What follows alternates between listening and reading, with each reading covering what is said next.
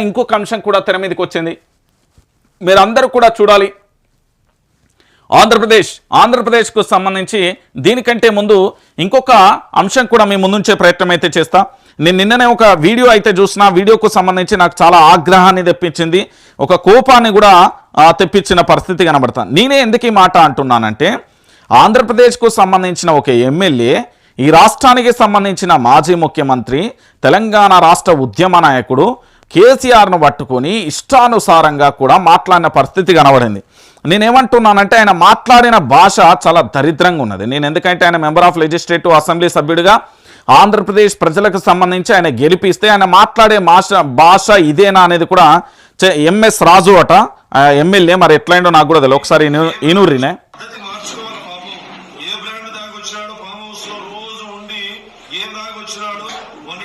దాదాపు 2 సంవత్సరాల నుంచి ప్రజలకు మొహం చూపించుకోలేక అతను దేశ నేతగా భావించుకొని పాపం ఈ రోజుగా గ్రామ స్థాయిలో కూడా సర్పంచులు ఓడిపోయేటప్పటికి మతి భ్రమించి ఇంకా ఉనికి కూడా కోల్పోతామని చెప్పి కేటీఆర్ లాంటి అసమర్థుని నమ్ముకుంటే పార్టీ మునిగిపోతుందని తెలిసి బాధల్లో నుంచి వచ్చి మందు దాగొచ్చి మాట్లాడినటువంటి కేసీఆర్.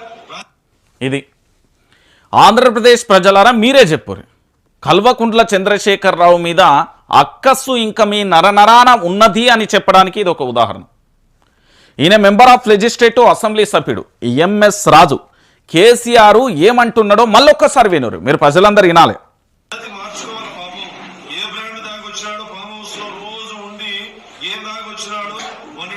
దాదాపు 2 సంవత్సరాల నుంచి ప్రజలకు మొహం చూపించుకోలేక అతను దేశ నేతగా భావించుకొని పాపం ఈ రోజుగా గ్రామ స్థాయిలో కూడా సర్పంచులు ఓడిపోయేటప్పటికి మతి భ్రమించి ఇంకా ఉనికి కూడా కోల్పోతామని చెప్పి కేటీఆర్ లాంటి అసమర్థుని నమ్ముకుంటే పార్టీ మునిగిపోతుందని తెలిసి బాధల్లో నుంచి వచ్చి మందు దాగొచ్చి మాట్లాడినటువంటి కేసీఆర్.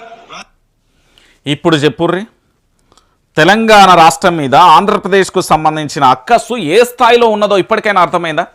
నేను ఎందుకు ఈ విషయాన్ని చెప్తున్నానంటే, ఇప్పటికైనా ఆలోచించాలి. ఆంధ్రప్రదేశ్కు సంబంధించిన ఒక ఎమ్మెల్యే ఎంఎస్ రాజు అట ఆయన పేరు, మెంబర్ ఆఫ్ లెజిస్లేటివ్ సభ్యుడు, తెలంగాణ రాష్ట్రాన్ని తీసుకొచ్చిన యోధుడి మీద, ఈ రాష్ట్రానికి 10 సంవత్సరాల ముఖ్యమంత్రిగా పనిచేసిన కేసీఆర్ మీద ఏ బ్రాండ్ తాగొచ్చి ఏం మాట్లాడుతున్నాడో, మతి భ్రమించి మాట్లాడుతున్నాడా, సర్పంచ్ ఎన్నికలలో ఓడిపోయింది మాట్లాడుతున్నాడా అని చెప్తున్నాడు.